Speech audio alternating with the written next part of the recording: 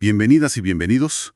Hoy nos metemos en el capítulo 35 del libro de Números. Es un texto fascinante, la verdad. Nos muestra cómo se organizaba la sociedad israelita, en temas clave como, la provisión para los levitas y un sistema de justicia muy particular. Vamos a ver cómo se les asignan ciudades a los levitas. Y lo más intrigante para mí, esta idea de las ciudades de refugio. Sí, exacto. Y lo que es muy llamativo, fíjate, es cómo este capítulo mezcla dos cosas. Por un lado, la logística, ¿no? La distribución de tierras, casi como, una planificación urbana muy temprana. Y por otro, un marco legal súper detallado. Busca diferenciar muy bien entre un homicidio intencional y uno que fue accidental. Algo bastante avanzado, diría yo, para su tiempo. Creando un sistema para proteger vidas, pero al mismo tiempo buscando justicia. A ver, empecemos con los levitas. A ellos, a diferencia de las otras tribus, no les tocó una porción de tierra como herencia.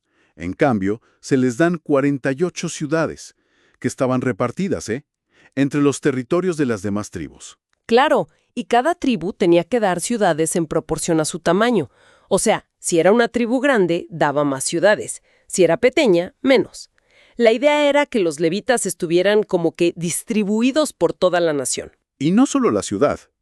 También se les daban tierras de pastoreo alrededor, con medidas bien específicas. Sí, eso de las medidas es interesante. 1,500 pies desde la muralla, luego 3,000 para cada lado. Bueno, detalles precisos.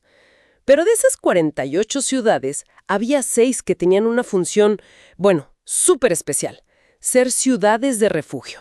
Ajá. Y estaban distribuidas estratégicamente. 3 al este del Jordán y 3 ya en Canaán. Y el propósito era clarísimo, ofrecer un santuario temporal, un lugar seguro, para cualquiera, No importaba si era israelita, extranjero, residente temporal, cualquiera que hubiera, causado una muerte sin intención. Para protegerlo del famoso vengador de la sangre. El Goel Haddam. Sí, esa figura es clave. Lo protegían de esa venganza inmediata hasta que pudiera ser juzgado por la asamblea. Exacto, la EDA. Y aquí es donde el texto se pone muy, muy interesante, porque establece criterios súper claros para distinguir asesinato de homicidio accidental. Sí. Se considera asesinato si, por ejemplo, usas un objeto de hierro o una piedra grande o un trozo de madera que sabes que puede matar. O, y esto es clave, si actúas con premeditación, con lo que el texto llama siná o bemirman, o sea, con malicia, con hostilidad previa, planeándolo. En esos casos, la ley era dura. El asesino debía morir, y quien lo ejecutaba era justamente el vengador de la sangre. Pero fíjate cómo cambia la cosa si la muerte fue accidental. Un empujón, pero sin bronca previa, o arrojas algo sin intención de darle a nadie, o se te cae una piedra sin ver que había alguien abajo. Cosas así, sin hostilidad. Ajá, sin esa intención de dañar.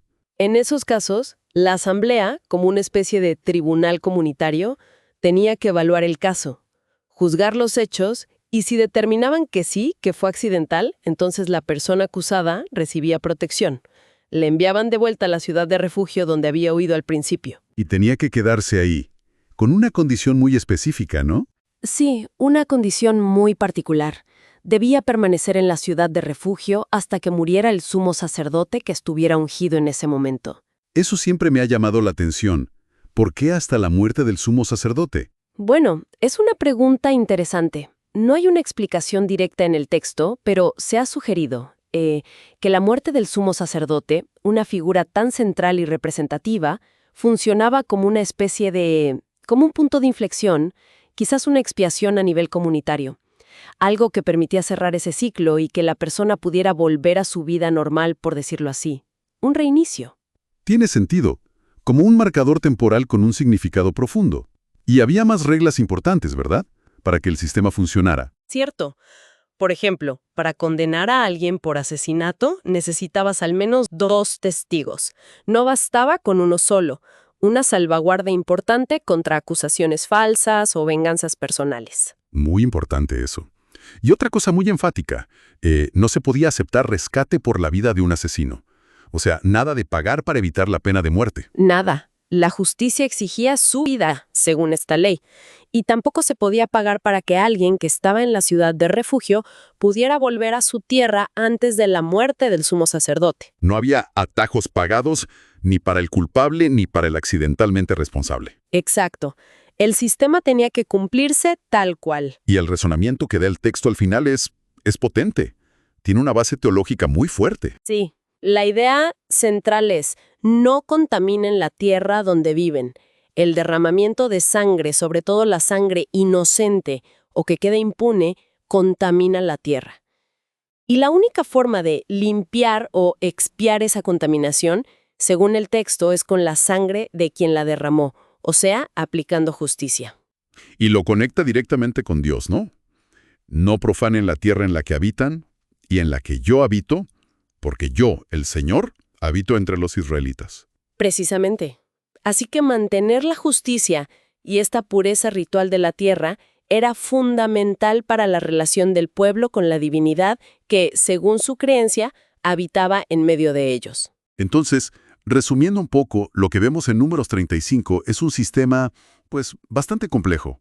Por un lado, resuelve el tema práctico de dónde iban a vivir los levitas, integrándolos en toda la nación.